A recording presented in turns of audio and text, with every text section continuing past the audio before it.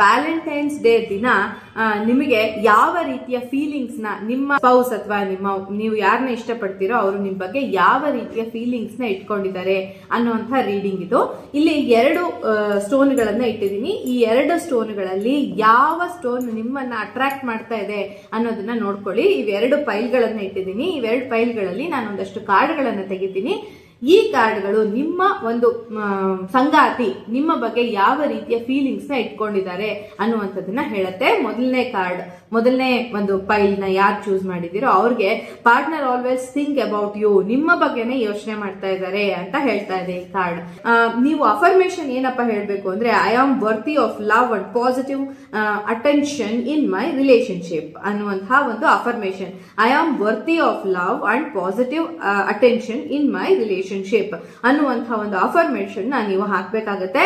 ಅದರ ಜೊತೆ ನೀವು ಯಾವ ರೀತಿಯ ಒಂದು ಕ್ರಿಸ್ಟಲ್ ನ ಹಾಕ್ಬೇಕು ಅಂದ್ರೆ, ಕ್ಲಿಯರ್ ಕ್ವಾರ್ಟ್ಸ್ ಅನ್ನುವಂತಹ ಕ್ರಿಸ್ಟಲ್ ನ, ರೋಸ್ ಕ್ವಾರ್ಟ್ಸ್ ಅನ್ನುವಂತಹ ಕ್ರಿಸ್ಟಲ್ ನ ಧಾರಣೆ ಮಾಡೋದ್ರಿಂದ ನಿಮ್ಮ ರಿಲೇಶನ್ಶಿಪ್ ಬೆಟರ್ ಆಗುತ್ತೆ. But partner always thinks about you ಅನ್ನುವಂತಹ ಮೆಸೇಜ್ ನ ಈ ಪೈಲ್ ನ ಚೂಸ್ ಮಾಡಿದವ್ರಿಗೆ ಸಿಗ್ತಾ ಇದೆ ಅಂತ. ಇನ್ನು ನೆಕ್ಸ್ಟ್ ಈ ಸೆಟ್ ಆಫ್ ಕಾರ್ಡ್ಸ್ ನ ಚೂಸ್ ಮಾಡಿದಂತವ್ರಿಗೆ ಪಾರ್ಟ್ನರ್ ಈಸ್ ಫೀಲಿಂಗ್ ಗ್ರೇಟ್ಫುಲ್. ನೀವು ಅವ್ರಿಗೆ ಏನ್ ಮಾಡಿದೀರಾ, ಏನ್ ಕೊಟ್ಟಿದ್ದೀರಾ ಅದ್ರ ಬಗ್ಗೆ ತುಂಬಾ ಗ್ರೇಟ್ಫುಲ್ ಆಗಿದ್ದಾರೆ.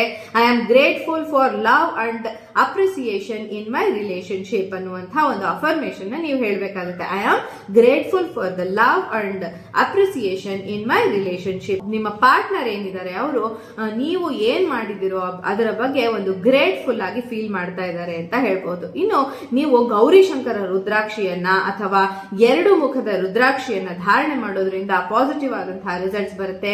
ಅದರ ಜೊತೆಗೆ ರೋಸ್ ಕ್ವಾರ್ಟ್ಸ್ ಅನ್ನುವಂತಹ ಬ್ರೇಸ್ಲೆಟ್ ಕೂಡ ಅಥವಾ ರೋಸ್ ಕ್ವಾರ್ಟ್ಸ್ ಅನ್ನುವಂತಹ ಕ್ರಿಸ್ಟಲ್ ನ ನೀವು ಇಟ್ಕೊಳ್ಳೋದ್ರಿಂದ ಕೂಡ ನಿಮಗೆ ಪಾಸಿಟಿವ್ ಆದಂತಹ ರಿಸಲ್ಟ್ಸ್ ನಿಮ್ಮ ರಿಲೇಶನ್ಶಿಪ್ ಅಲ್ಲಿ ಸಿಗೋದಕ್ಕೆ ಅವಕಾಶ ಇರುತ್ತೆ.